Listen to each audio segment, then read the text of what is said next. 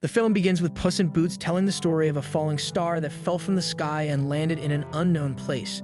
The legend says that inside the falling star is a single wish waiting for someone worthy to fulfill it. Puss in Boots enjoys his time as a living legend, throwing a party at the home of the governor of Del Mar and singing a song about what a great hero he is. When the governor arrives, the cat makes a run for it, but not before tricking the governor and his guards. After setting off fireworks, he awakens the sleeping giant of Del Mar and engages in an epic battle with the one-eyed giant who is trying to destroy the city. Puss uses his cleverness to wrap a bell around the giant's horns, knocking the beast unconscious. Just as Puss and the townspeople are celebrating his victory, the bell falls and crushes Puss. Puss wakes up in the town doctor's office. He informs him that the bell killed him, but the cat does not care because cats have 9 lives. The doctor, however, gets Puss to think of all the other times he's died.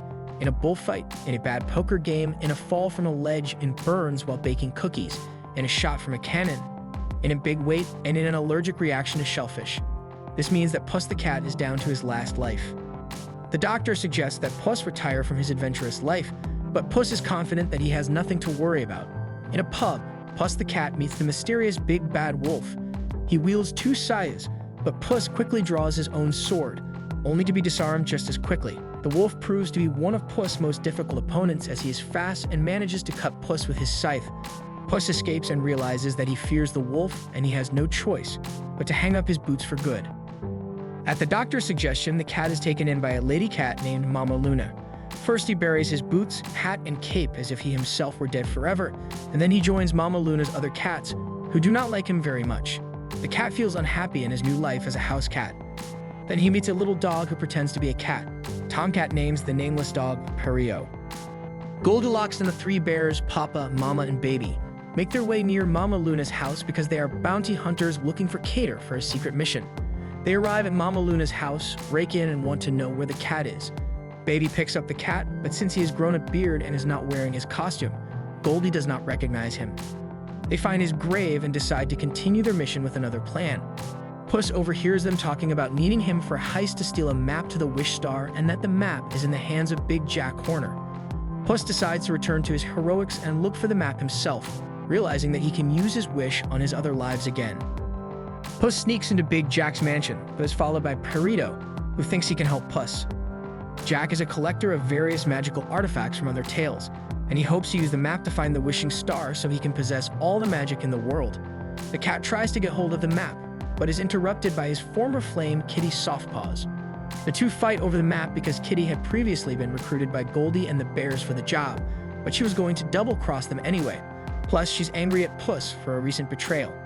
Jack spots her and gives chase, but Puss and Kitty jump on a carriage driven by Perrault to get them to safety from Jack's goons. Jack then gathers his entire dozen henchmen and the necessary magical artifacts to retrieve the map. Just as the heroes escape, the cat is startled when he seems to see the wolf in the shadows. Puss, Kitty, and Perrault stop walking and continue their journey to the star by going through a portal into the dark forest. They discover that the map can change the environment depending on who is holding it. When Puss and Kitty hold it, their paths will be dark and dangerous. But when Perrault holds it, the path turns into a happy rainbow land thanks to his boundless optimism. The cats decide to leave the map to him.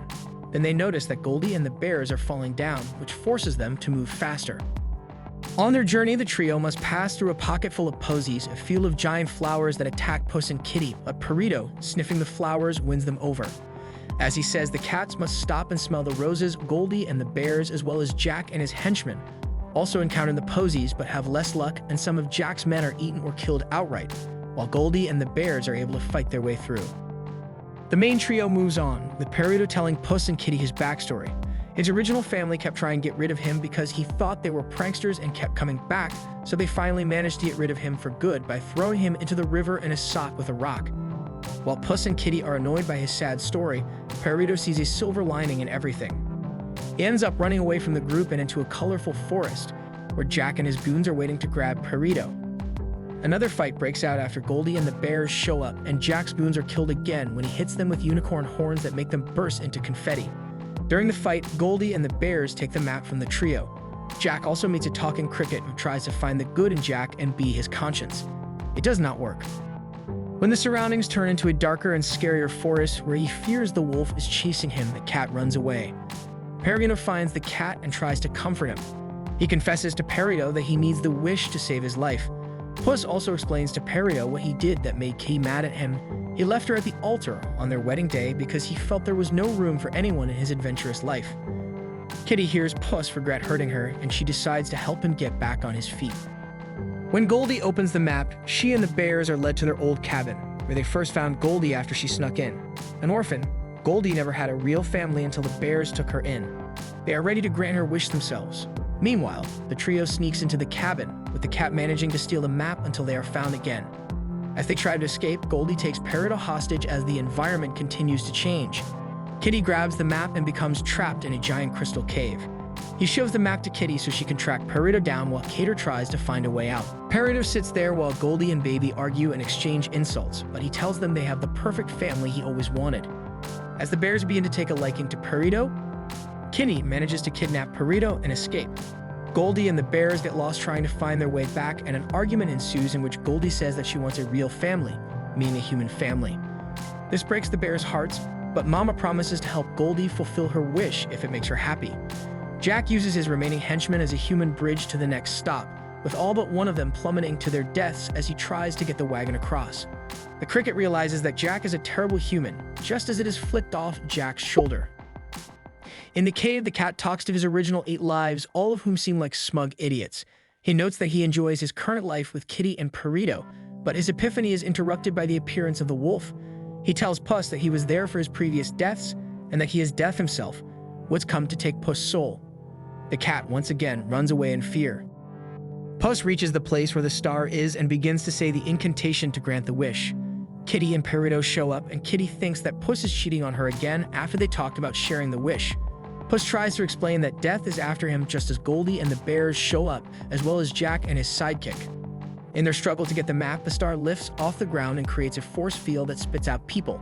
The henchman is sucked out, and Baby is almost pulled up with him as well, but Goldie sacrifices her chance to get the wish to save Baby, realizing that the bears are her true family. Kitty pushes Jack into his bottomless bag to save Perrault. Then the wolf returns and traps Puss in a ring of fire. He taunts Puss about his fear of death, and that he would take the coward's way out to use his desire to cheat death. Looking back on the time he spent with Kitty and Perrault, he decides to use his last life, so he takes his sword and duels with the wolf. After a fierce fight, the cat manages to disarm the wolf.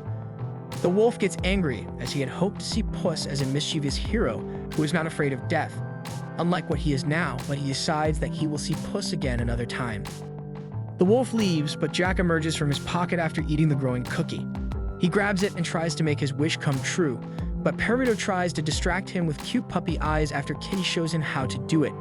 It does not work on Jack because he's such a jerk, but that was just to buy Goldie time to throw Puss and Kitty at Jack while the bears join the fight. Puss, Kitty, and Goldie tear up the map, causing the star to collapse.